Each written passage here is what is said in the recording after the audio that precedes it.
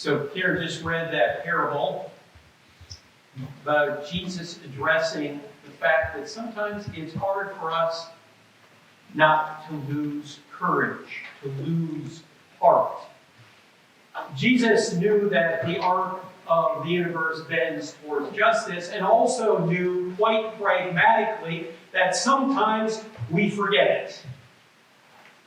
So Jesus is concerned with the fact that sometimes we are not even looking for it to show up when it appears.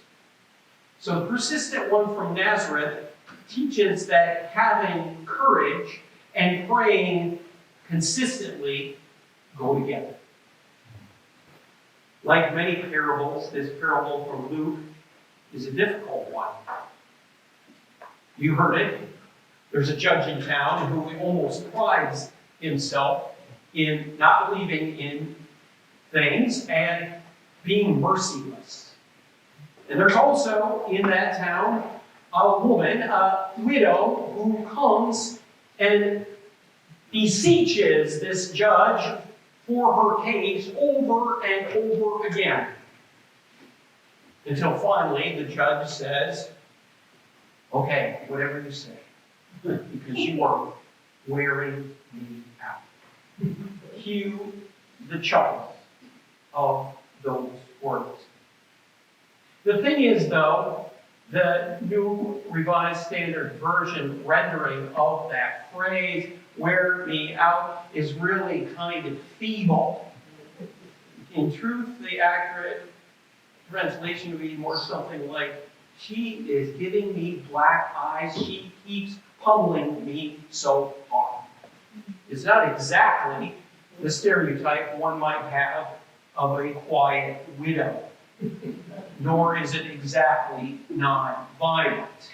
And we don't even know what the case is. We don't know how just her request is. It's not really how we prefer justice to be rendered. Whoever has the boldest voice, whoever has got the most time to show up over and over again.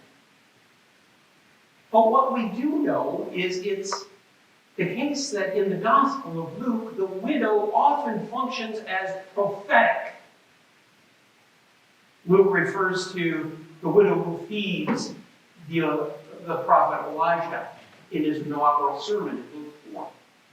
Jesus points to the widow with 2 copper coins at the treasury at the end of the Gospel. And it's remarkable that this woman even is allowed to go into the chamber of the judge without some male intercessor, brother or cousin or otherwise. So I have to read the widow in this story sort of as a stand-in for us today as somebody like a victim of wage theft or somebody who is bankrupt merely because she got sick and didn't have medical insurance, or a mother of a child who is still stuck in immigration detention, or a child who is gunned down because they happen to be eating ice cream in front of the television in his apartment when some confused police officer off duty got her apartment wrong.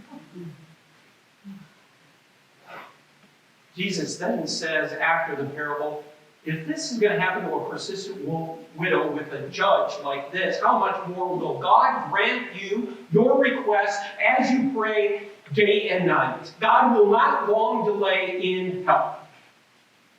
We know that from the surrounding portrayal of the merciful God in the rest of the gospel, it is almost in contrast. God is in contrast to this merciless judge.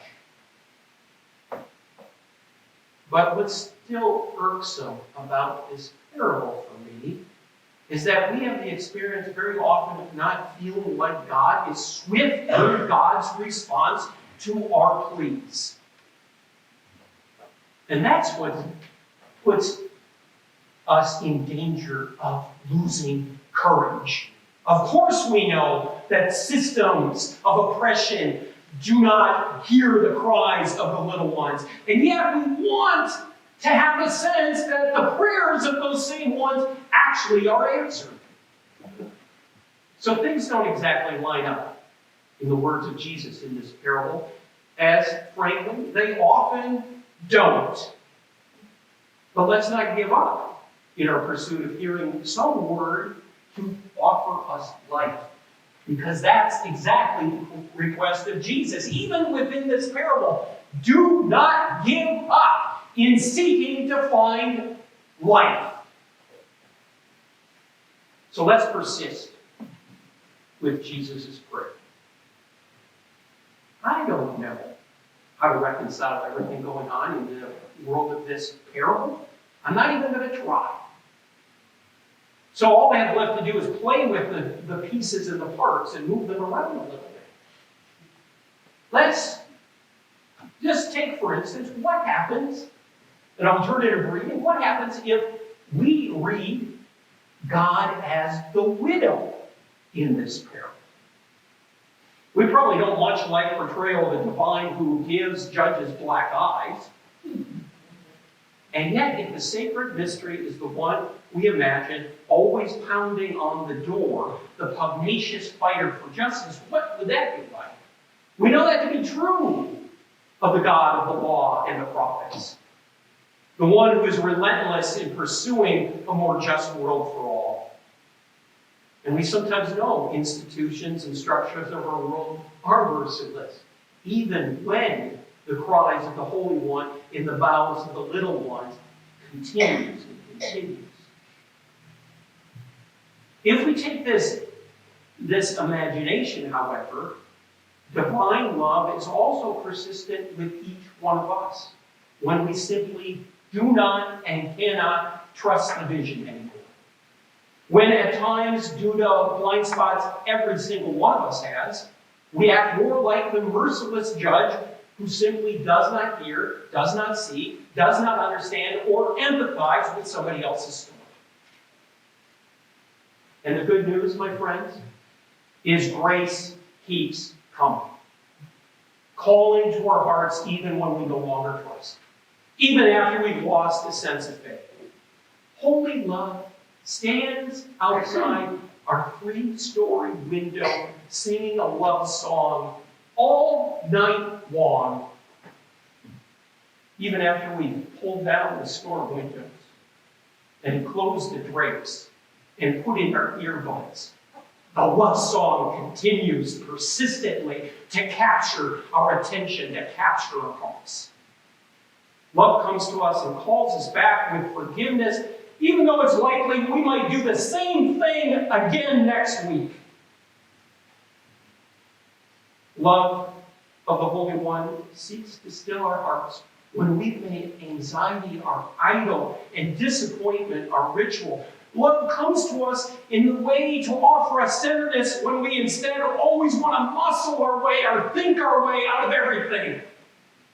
The infinite creative mercy will keep pounding on the door, entreating, weeping, advocating until the whole doggone systemic violation of life is ripped down and shalom comes into being across the multiverse.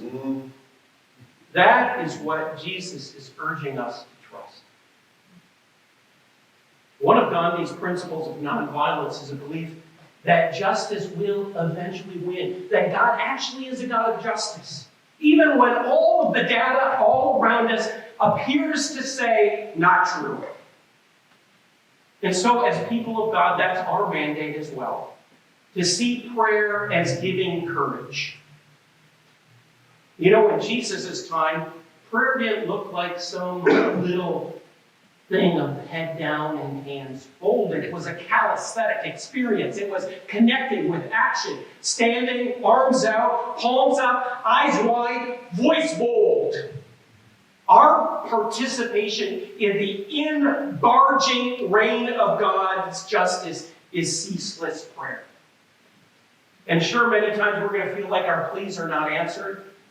Though there's so much wrong and so much suffering, that doesn't mean holiness is not taking it all in, longing, pushing alongside the ways our pleas continue to sprout our collective feet, collective hands, collective heart, collective renewed energy to push against things that rob life. It's never one or the other, is it? It's never prayer or action. Jesus says they are of one piece. Commentator Debbie Thomas, in an essay a few years ago, says it quite beautifully for me. She wrote, when I persist in prayer with a full heart over a long period of time, something happens to me. My sense of who I am, to whom I belong, and what really matters in my life, and why. These things, she says, mature. They begin to solidify. And my hurt grows stronger. It becomes less fragile and less flighty. And once in a while, it might even soar. And sometimes, she says, here's the surprise. Things happen even when I don't receive the answer I was praying. So it might be singing in the memory care unit at Arbor Acres, or stitching quilts on Thursday mornings, or teaching middle school students pre-algebra, or planting veg to grow soil over the winter, or showing up for somebody's show. Flonnie Anderson, many of you probably heard Flonnie from Gwen's Memorial on WFTD last Thursday. She said, 23 years old, when I had the imagination of a mobile drama program brought to African Americans in their community, and I went to the Winston-Salem Director of Parks and Rec to ask for the resources to do it, I expected he would say yes. I find myself avoiding the news more and more these days and praying more and more, receive my brokenness. And faith, perhaps, to a large extent, nestled in all of our doubts, is hoping, is anticipating, is imagining, keep putting the imagination in front of us of restoration and justice without losing heart. As Molly Ivins at the end of the biopic that's playing at the Aperture says, keep raising hell, but while you do it, make sure you have fun.